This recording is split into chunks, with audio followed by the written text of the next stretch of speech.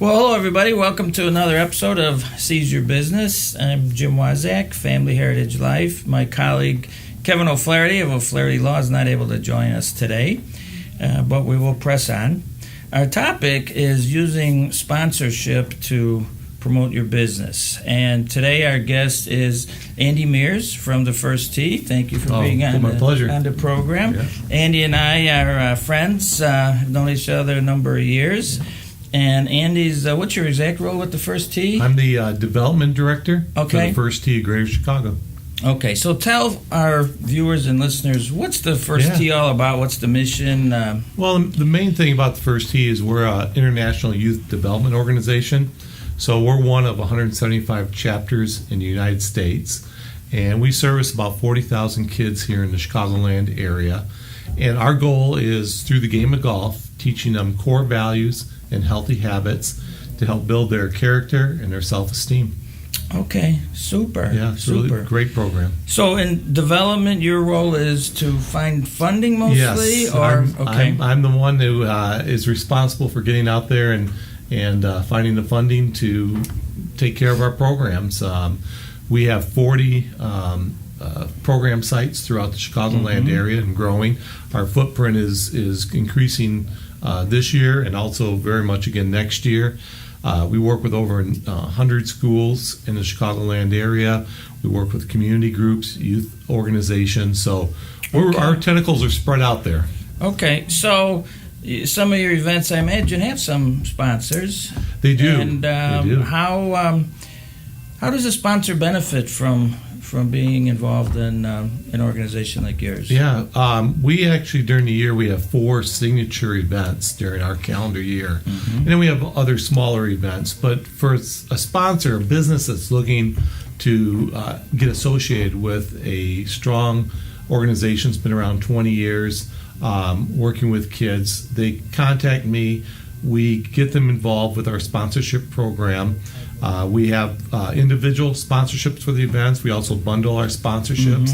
And really their benefit is a networking opportunity. I mean, not beyond supporting the kids, which is very important in our programs for them, but they have an opportunity to meet people and a chance to really showcase what they do on our website, through our social media, actually at the events. We just finished a great event with the movie premiere of Tommy's Honor, and we had a large event down at the Riverside, AMC Riverside Theaters, and had a great pre-movie event at Bellwether. RSM was one of our sponsors. They're a financial company, so they took center stage at that event. So they're looking at 400 people coming to our event who get connected with them. And those are important things. So if I'm a business and let's say I'm thinking about sponsoring something, but I'm new to this, what organization do I look at? How do I try to match them to sort of my market? What kind of advice would you give somebody? And that's a great question, because really businesses and foundations or other organizations that are looking to sponsor things, you have to look at what you do as a business. What are your core values? What are your interests? A lot of people have varied interests, from whether it's youth development to special needs, which you and I are both in that field. So there's a lot of things that you want to take a look at as a sponsor. And to me, it's really about offering that sponsor the biggest bang for their buck. So we want to be able to make sure that instead of just writing that check, as a lot of times sponsors do, but they have no other involvement with what's going on, we don't look at it that way at the First Tee. We want a two-way street where those sponsors are actually participating with us. So we want either them working with us through volunteering, through attending events, through bringing their friends and colleagues and clients to our events. We really set up our sponsorship program to get the company or foundation involved with us and supporting us. Very key to the success. So I guess the question I'm thinking about, if I'm an auto dealer, I maybe want to be sponsoring events that appeal to sort of middle-aged people. Sure. If I'm a children's facility, I may want to sponsor events for children, and if I'm in a medical field, I may sponsor events that benefit seniors, something Absolutely. like that, right? Yeah. So you could have let's take auto dealers. You could have a high-end auto dealer who wants to be attracted to a certain clientele. Much like if you watch golf on television, Cadillac and Lexus and some of those high-end automobile manufacturers are targeting that PGA Tour audience because they know the demographic really fits their needs. Same with us. We are working with kids of all ages, families of all demographics. So for a lot of our sponsors, they're looking at, okay, this group ties in with whatever I do, XYZ. And that's a huge selling point. Other businesses just like the fact that we are involved in the community, that we're servicing young people ages 7 to 17, and they may not be involved with anything particular with youth development, but they like the idea that we're involved with youth development. So it's a little bit of a blend of am I reaching an audience that may purchase or may need my product, or am I reaching the audience because that's something I believe in? Got it. So kind of a two-prong attack, if you will, for me when I can see them. So let's say I'm a relatively smaller business, and maybe I've got $5,000 or something like that in my budget. How would I compare sponsoring an event to a billboard or a radio commercial or a newspaper ad? Yep, really good question. Let's take golf for a second again. In Chicagoland this summer, there'll be over 10,000 golf outings, charity golf outings. So these charities, and there's literally about 5,000 charities in the Chicagoland area, they're coming to those people for sponsorship. So, a lot of people are being inundated by nonprofits who want to come see them to see if they'll sponsor whatever they're doing. So when you're looking at, especially if you're a small business, and you're saying, okay, do I want to get involved with people at the grassroots level through their events, or do I want to, for a month, buy a billboard on 294? And it's really about how close do you want to get to those individuals. For $5,000 with the first tee, for example, you're going to get a lot of hands-on opportunity with the folks that support us. On the other hand, if you're on a billboard on I-294, you're going to see thousands of cars, but not have the opportunity to necessarily speak with them, shake their hand, get to know them. So it sounds like sponsorship of a more local type event is for a business who has a sort of a relationship-based sale, like maybe a chiropractor wants to get to know everybody, versus a T-Mobile who wants to reach everybody and doesn't really care about a personal relationship. Exactly. And not that T-Mobile somewhere down the road doesn't want to have some sort of relationship with you, but they may sponsor us through maybe their foundation, through their corporate giving. There's sponsorships and there's corporate giving and there's the corporate foundations. So there's a lot of ways a big company, big corporation like T-Mobile or anybody. Chicago's loaded with great companies. RSM being one of our sponsors. They're in it because they believe in what we're doing. We have another financial company, IMC, new sponsor from last year.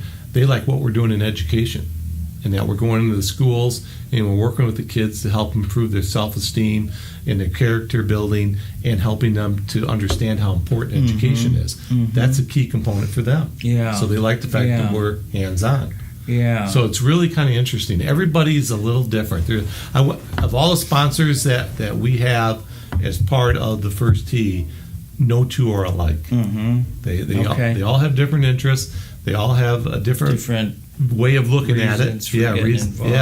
So really, I would tell any business out there, know who you are, know what interests you, and then take a look at all the opportunities there are whether it be sponsoring a nonprofit or whether it be buying that billboard on I-294. Yeah. You have to find that niche. So you want to find a way to reach your demographic. Yeah. Exactly. Do you give sponsors? Oh, no, let me ask this question. So let's say there's an event like a golf outing. Yep. And there's maybe a company who's like the overall sponsor, has paid a lot of money for that. And then there's companies that are whole sponsors. Mm-hmm. Does it make sense to be like a small sponsor, like a whole sponsor, if you're not going to be the big guy and your name's plastered all over? Yeah, and as you know, you've played a lot of golf outings in your day, and so have I.